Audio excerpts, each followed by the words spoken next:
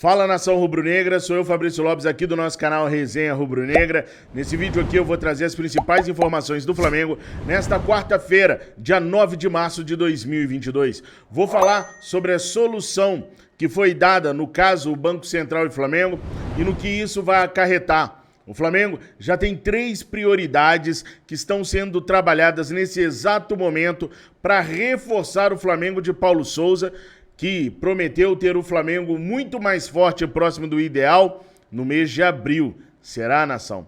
Quero falar com vocês também sobre como o Flamengo está lidando com a situação dos jogadores do leste europeu. Será que o Flamengo vai aproveitar algum jogador? Será que o Flamengo visa trazer algum jogador para o clube?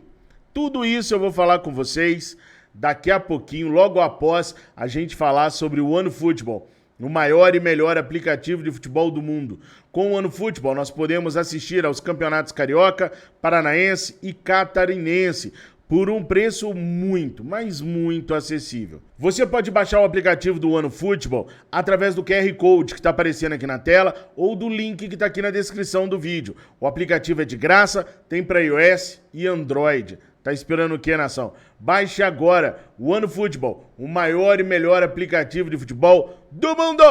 Agora o seguinte, resolvido a pendenga Flamengo com o Banco Central. Ontem, um juiz determinou que 127 milhões de reais em penhora é viagem demais, principalmente pela dívida em si, pelo montante da dívida na realidade. Aliás, em outros tribunais, Cruzeiro e outras equipes conseguiram anular por total a dívida. O Flamengo teve a sua dívida reduzida para 10 milhões de reais. Mas não era nem para ter pago 10 milhões de reais, era para ter ficado zerado. O Cruzeiro conseguiu, o Curitiba conseguiu, outros clubes, acho que o Grêmio também conseguiu, só que foram em outros tribunais, né? O do Grêmio lá no Rio Grande do Sul, Curitiba lá no Paraná, Cruzeiro lá em Minas Gerais. Os caras conseguiram extinguir a dívida. Para o Flamengo, ficou aí em 10 milhões de reais, já foi resolvido. E como essa parada foi resolvida, o Flamengo, através do presidente Rodolfo Landim, já deu o sinal verde para o Marcos Braz e para o Bruno Spindel voltarem à tona no mercado. Aí, gente, é a hora da gente ver a verdade. Foram 11 dias exatos de Marcos Braz e Bruno Spindel na Europa, que não resultaram em contratações por conta da situação do Banco Central. Mas resultaram na tal sementinha. Lembra naquela conversinha, na hora de embarcar, que o Braz e o Spindel falaram? Se não trouxermos ninguém, vamos pelo menos plantar a sementinha para mais à frente podermos trazer? Se eles realmente fizeram um trabalho, o qual eu espero que eles tenham feito lá na Europa, essa sementinha está na hora de germinar. Jogadores como Diego Rossi, que estavam praticamente fechados com o Flamengo e que não vieram por conta da situação do Banco Central, terão que ter a sua situação resolvida, além de mais reforços que o Mengão Queridão está estudando e que eu vou trazer os nomes para vocês ainda nesse vídeo aqui. Mas a primeira coisa que a gente deve ver o Flamengo fazer, a primeira movimentação que a gente deve perceber do Flamengo é a aquisição de um dos jogadores que vem perdendo espaço no Mengão Queridão. O site torcedores.com trouxe hoje uma matéria sobre 4 jogadores que perderam espaço no Flamengo no ano de 2022. Ramon, Diego Alves e Maurício Isla são 3 desses jogadores. Cada um tem uma explicação plausível. Diego Alves, a alta idade dele, o problema dele com lesões, acabam sim afastando ele da titularidade. As falhas constantes também. O Ramon, segundo o técnico Paulo Souza, o Ramon ainda não entendeu como trabalhar como ala, como preencher os espaços, e que ele está trabalhando no dia a dia para entender qual seria a função dele ao atuar como ala pelo Flamengo. Por isso ele não vem sendo relacionado. Palavras do nosso treinador, não minhas, tá? Já o Maurício Isla até faz uma campanha boa com a seleção chilena, mas no Flamengo nunca mostrou que veio. Esse ano esperávamos que ele desse a volta por cima jogando como ala, que é como ele joga na seleção chilena. Mas desinteressado e pouco compromissado, chegou a ter o seu nome falado para ter o contrato rescindido quando cometeu um ato de indisciplina há 2 semanas. Agora ele conversou com o técnico Paulo Souza e deve voltar a ter oportunidades. E cabe a ele provar ou não se ele pode ser útil ao Flamengo. Agora, um dos nomes é o do Andréas Pereira, que também vem perdendo espaço. Desde aquela pataquada na final da Libertadores América, o Andréas vem tendo dificuldades para repetir aquele bom futebol que ele mostrou logo que ele chegou no Mengão Queridão e falhou de novo contra o Vasco. Agora, a primeira movimentação da diretoria deve ser a efetivação da contratação em definitivo do Andréas Pereira, um jogador que está custando aos cofres rubro-negros 60 milhões de reais e hoje está perdendo espaço na equipe do técnico Paulo Souza. Nada impede que ele dê a volta por cima, mas ainda considero 60 milhões de reais muito dinheiro para qualquer volante. Fosse o Flamengo buscando um grande volante lá na Europa, eu também diria que 60 milhões de reais é muita grana para um volante. E ele vem perdendo o espaço junto ao elenco principal do Flamengo. Mas deve ser mesmo a primeira movimentação dos caras. Podem ficar prontos aí que o bicho vai pegar. Agora a gente tem que estar antenado também numa movimentação que vem acontecendo no mercado para tentar tirar o Pedro do Flamengo. É fácil de entender por que o Palmeiras considera o Pedro tão essencial ao ponto de oferecer 120 milhões de reais por ele. Espia só, pessoal. Numa comparação do Pedro com outros 2 atacantes formados pelo Palmeiras, a gente vê nitidamente que o Pedro é disparado o melhor. Comparei o Pedro com o Daverson e com o Gabriel Jesus. Pedro e Gabriel Jesus têm a mesma idade, 24 anos. Já o Daverson é bem mais velho, 30 anos. Pelo Brasileirão 2021, o Pedro fez 24 jogos, 15 como titular, 7 gols, uma média de 0,3 gols por jogo, 1,8 finalizações por jogo de média e 5 assistências. São números muito bons para um cara que é reserva. Para vocês terem uma ideia, a média de gols do Guerreiro no Flamengo, na melhor fase do Guerreiro no Flamengo, foi justamente 0,3, na melhor fase. Na média, era 0,16, 0,25. O Henrique Dourado nunca passou de 0,3, sendo titular no Flamengo. O Daverson, 30 anos, atual atacante do Palmeiras, fez 26 jogos pelo Brasileirão do ano passado, 9 apenas como titular. Marcou 4 gols, tem 0,2 de média de gols por jogo, 1,4 finalizações por jogo e apenas 3 assistências. Dá para ver que o Palmeiras não confia mesmo no Daverson. Já o Gabriel Jesus, que saiu do Brasil com toda pampa e circunstância, tá lá no Manchester City, tem a mesma idade do Pedro. Lá na Premier League, temporada 21-22, ele disputou 20 jogos. Foi 15 como titular, igualzinho o Pedro. Fez apenas 2 gols, tem uma média de 0,1 gol por jogo. Guerreiro, 2,0 finalização por jogo, ou seja, o peão finaliza mais do que o Pedro e mais do que o Daverson e faz menos gols. Daí dá para entender por que a seleção brasileira tem a qualidade que tem. Tem 7 assistências. É óbvio que o Gabriel Jesus não joga na mesma faixa de campo do que o Pedro, o que não é desculpa para ter números tão ruins, porque o Gabigol joga na mesma faixa do Gabriel Jesus, tendo liberdade para subir pelo centro também. E eu anotei aqui o Gabigol, e no último Campeonato Brasileiro, o Gabigol fez 18 jogos, todos como titular. Fez 12 gols. Tem uma média de 0,7 gols por jogo. 3,6 finalizações por jogo e 5 assistências. Aonde que está o problema do Gabigol? Nos 3,6 finalizações por jogo. São quase 4 finalizações por jogo para marcar um gol. É isso daí que tem que diminuir. Esse número de finalizações para fazer um gol tem que diminuir ou o número de gols tem que aumentar. né? As duas coisas. Mas o Gabigol é amplamente superior a todos os três aí, mesmo jogando mais de lado de campo. O que não explica, por exemplo, o Tite deixar o Pedro fora da seleção brasileira e convocar o Gabriel Jesus, que tem números muito inferiores. Agora é óbvio, né? O Tite não pode convocar 3 jogadores do Flamengo.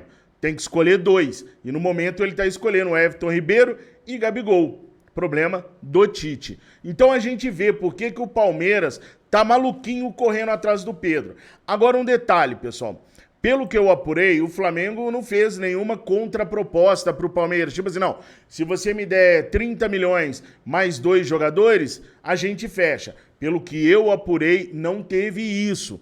O que teve foi o Rodolfo Landim dizendo que o Pedro não está à venda e eles só pensariam numa eventual venda caso os valores se iniciassem em 50 milhões de euros. Gente, por 50 milhões de euros, você reformula o time do Flamengo todinho.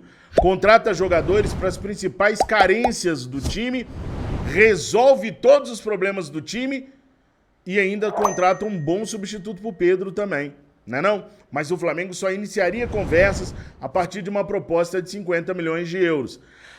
Agora o Palmeiras esperava que toda essa movimentação fizesse o Pedro querer sair do Flamengo, fizesse o Pedro se manifestar com a diretoria rubro-negra para deixar o Flamengo. E o Pedro vem sendo extremamente profissional. Não vem negociando com ninguém, nem vem tratando com a diretoria rubro-negra absolutamente nada. O Pedro só vai se interessar por alguma coisa na hora que a diretoria o comunicar. Se a diretoria não falar nada com ele, ele vai seguir treinando. Pelo menos isso é o que eu apurei de bastidores junto a pessoas próximas do Pedro. Pode ser que a movimentação mude daqui uns dias, principalmente porque o ataque da imprensa bairrista paulista vai ser pesada no sentido de tentar jogar o jogador contra a diretoria, o jogador contra a torcida. A imprensa paulista bairrista vai agir nos próximos dias com matérias dizendo que se o Pedro ficar no Flamengo, ele vai enterrar a carreira dele. Que se o Pedro ficar no Flamengo, ele não vai disputar a Copa do Mundo, assim como não disputou Olimpíadas. A briga vai ser pesada, gente. A barra vai pesar para cima do Pedro no Flamengo por conta da imprensa, tentando jogar o jogador contra a diretoria e tentando jogar o jogador contra o torcedor rubro-negro também. E é aí que a gente tem que ser inteligente, é aí que a gente tem que ser esperto e não cair na ladainha paulista. Eu já comecei a receber várias mensagens de torcedores rubro-negros dizendo o seguinte: Fabrício, eu vi lá na Jovem Pan, ou eu vi lá na Bandeirantes, ou eu vi lá no SBT, ou eu vi lá na ESPN, e realmente é melhor pro Pedro sair. Enquanto o jogador, é melhor para ele sair. Ele tem que sair para poder jogar a Copa do Mundo, senão a carreira dele vai ser prejudicada. Gente, o que me importa é isso daqui, ó. Esse CRF que está aqui é o que nos importa. E para o Flamengo, o que importa é o Pedro jogar para o Flamengo. Não foi a CBF que foi na Fiorentina pagar quase 14 milhões de euros para ter o Pedro no Flamengo. Não foi a CBF que tratou do Pedro todas as vezes que ele se lesionou. Não foi a CBF que pagou e paga rigorosamente em dia salários, bônus e premiações para o Pedro. Tudo isso é o Clube de Regatas do Flamengo. Então o jogador tem que estar satisfeito de estar defendendo o clube que o contratou, que o paga rigorosamente em dia, e não preocupado com o Copa do Mundo, Olimpíada e o Escambau A4. Ai, mas todo jogador quer estar na Copa do Mundo. Bom, ele escolhe, ou ele fica no Flamengo e luta para ser titular, ou ele sai do Flamengo e vai para qualquer outro lugar. O jogador tem escolha. Por enquanto, o jogador não se manifestou e a ideia é não se manifestar. Não é pra gente, não. É pra diretoria. Agora, torcedor rubro-negro, nós temos que ser inteligentes e não cair nessa armadilha da imprensa paulista bairrista. Porque se a gente ficar do lado dos caras, já pararam pra pensar o quão surreal é isso? Nós vamos ficar do lado da imprensa paulista para tirar o melhor centroavante do Brasil, que no nosso time é reserva, e entregá-lo de bandeja para o Palmeiras. Faz sentido nenhum. Pessoal, conselho. Começaram a ler alguma coisa da imprensa bairrista paulista sobre o Pedro? Parem. Não cliquem. Não vejam. Se informem pelas mídias rubro-negras. não pelas mídias paulistas, porque os caras vão usar de todo tipo de estratégia para jogar você contra o jogador ou você contra a nossa diretoria. É um absurdo, e, gente, eu não tô falando que eu recebi 2 ou 3 mensagens, não. Sem sacanagem, eu recebi mais de 100 mensagens dizendo que o Flamengo tá sacaneando o Pedro, que o Flamengo deveria negociar o Pedro com o Palmeiras. De torcedores rubro-negros, gente. Olha como é que a lavagem cerebral já está sendo feita e como a gente está acabando caindo nessa ladainha. Neca de Tibiriba. Ora, bolas. De jeito nenhum. O Tite que se vire e convoque ele aí na última convocação ou que deixe o Gabigol e passe a convocar o Pedro. A seleção brasileira já está classificada para a Copa do Mundo. Deixa o Gabigol e começa a convocar o Pedro. Aí lá no final, na lista final, leva os 3, porque aí a temporada já terminou. Aí não tem problema nenhum levar o Pedro, levar o Everton Ribeiro, levar o Gabigol. Só não pode tirar agora, durante a temporada. Aliás, a gente corre um sério risco de ficar sem 5 jogadores nas convocações que vão vir aí para semifinais e finais do Campeonato Carioca, né? Mas enfim, isso é papo para uma outra hora. Agora, o que vocês acham? Vocês acham que realmente o Pedro deveria conversar com a diretoria para sair do Flamengo ou vocês acham que o meu argumento é válido? Quem paga o salário, quem comprou, quem cuidou, quem tratou? O que vocês acham? Coloca aqui nos comentários. Às vezes eu tô vendo a coisa sobre um prisma diferente, né? Nação, Landim deu sinal verde para contratações no Flamengo. E o Flamengo tem 3 prioridades e um na boca do botija para poder contratar. Antes de falar sobre isso, eu vou pedir para você se inscrever no nosso canal de cortes. O canal tá bombando, menos de 3 semanas e nós já temos 6 mil inscritos lá. Eu quero contar com a sua ajuda, porque é importante você se inscrever para o YouTube dar um boom e ajudar aquele torcedor rubro-negro que não tem banda para assistir os vídeos longos. Então eu tô contando com a sua ajuda, que sempre esteve do meu lado, que há 6 anos tá nessa batalha, nesse site vermelhinho junto com a gente, para se inscreverem lá. Posso contar com a ajuda de vocês? Vamos dar um boom hoje de inscrições lá no nosso canal? Vou colocar o link aqui na descrição do vídeo e vou contar com vocês lá, tá? Agora vamos falar sobre essa questão dos reforços que o Mengão queridão já está preparando para poder executar. Como eu falei, aquela sementinha do Marcos Braz plantada na Europa tem que germinar agora. E o Diego Rossi é um dos jogadores que o Flamengo estava ali, ó, na pimba da gorduchinha para poder contratar, e aí veio o Bacen e arregaçou com tudo. O Diego Rossi é um desses jogadores que o Flamengo pode contratar bem rápido nas próximas semanas. É um jogador que o Paulo Souza gostou, avaliou e gostou, acha que pode ser útil, e o Flamengo pode consolidar a contratação dele. Agora, além do Diego Rossi, o Paulo Souza também pediu um goleiro e pediu também um zagueiro. E ele deu nome nesse caso aí. Ele gostou muito do Santos, do Atlético do Paraná, e quer porque quer o Pablo do Lokomotiv de Moscou. A situação do Pablo com o Lokomotiv de Moscou ainda não findou, mas tende a findar. E aí o Flamengo vai em cima dele para tentar contratá-lo, porque é um pedido exclusivo do técnico Paulo Souza. O mesmo acontece com o Santos. Agora, o grande problema de jogadores que tem clube que está amarrado em algum contrato é que agora, sabendo que a dívida do Banco Central não existe mais, os clubes vão dificultar mais ainda a contratação de jogadores pelo Flamengo, porque sabem que o Flamengo agora está endinheirado, voltou a ter grana de novo. E aí vai ficar mais difícil de fazer negociação. O Atlético do Paraná jogava difícil com relação à forma de pagamento. O Flamengo já até aceitou pagar os 3,5 milhões de euros com os caras, mas a forma de pagamento que o Flamengo quer não é a mesma que o Atlético quer. O Atlético quer à vista e o Flamengo queria dar uma parcelada nessa parada aí. Mas enfim, essa semana o Flamengo já deve ter iniciado a intensificação pela contratação do goleiro Santos e esperamos que no mais rápido possível o nome do goleiro possa ser anunciado. Lembrando que o Flamengo tem até o dia 12 de abril para contratar e que essa diretoria não prima pela velocidade, sim pela tranquilidade e gelo no sangue ao realizar as principais contratações do Mengão queridão. E aí nós temos também a situação do Thiago Maia, volante pedido também pelo técnico Paulo Souza, que o Flamengo andou namorando, parou, namorou, terminou, namorou, deu um tempo e tal, pim, papagatuntu. Agora o Flamengo pode voltar com tudo em cima do Thiago Mendes também, que o Lyon já pediu 5 milhões de euros e o Flamengo está aí articulando para poder contratá-lo. Então vamos lá, guardem os 4 nomes. Diego Rossi, Thiago Mendes, Santos e Pablo. São os principais alvos do Flamengo por enquanto. Principais alvos não quer dizer que são os únicos e nem que vão fechar, ok? Sobre os jogadores no leste europeu, o Flamengo está monitorando a situação para ver se vai acontecer alguma coisa de forma bem segura para o Flamengo poder realizar uma proposta por algum deles. Como eu já havia informado vocês em outros vídeos, lá mesmo no Flanação VP e aqui, a União de Futebol da Rússia vai ao CAS para discutir todas as decisões que a FIFA vem tomando. A FIFA vem criando mecanismos para facilitar a debandada de jogadores lá do leste europeu e a Rússia vê isso como muito ruim.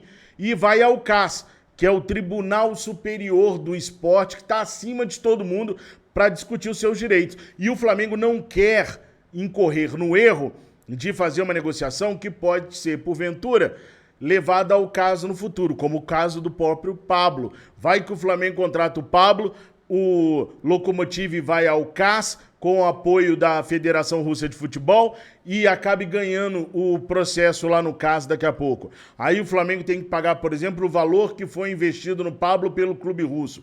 Então o Flamengo está se certificando de todas as maneiras, de todas as formas, por todos os lados, para não ter problema. E só vai fazer proposta a algum jogador se o jurídico do Flamengo der 100% de certeza que nada de errado vai acontecer. Há também a possibilidade de contratar jogadores do outro país, né? Por exemplo, do Shakhtar Donetsk até a metade desse ano. Só que são 3 meses apenas, ainda que sejam 14 jogos do Campeonato Brasileiro, é pouco para conseguir um entrosamento e um desempenho aceitável de jogadores dentro do plano do Paulo Souza.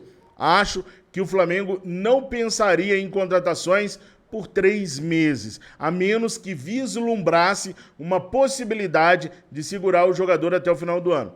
Nação, por enquanto é isso. Eu peço o seu like, agradeço imensamente a sua autorização para entrar na sua casa através da sua TV, do seu celular ou entrar no seu trabalho, no ambiente que você tiver, trazendo as notícias do Mengão queridão, do meu jeitinho, do meu jeito de ver e de passar para vocês. Eu sou muito grato a Deus por isso. Peço o seu like, a sua inscrição e deixo com vocês o meu muito obrigado. Estou esperando vocês lá no nosso canal de cortes. Valeu? Fiquem com Deus. Saudações rubro-negras.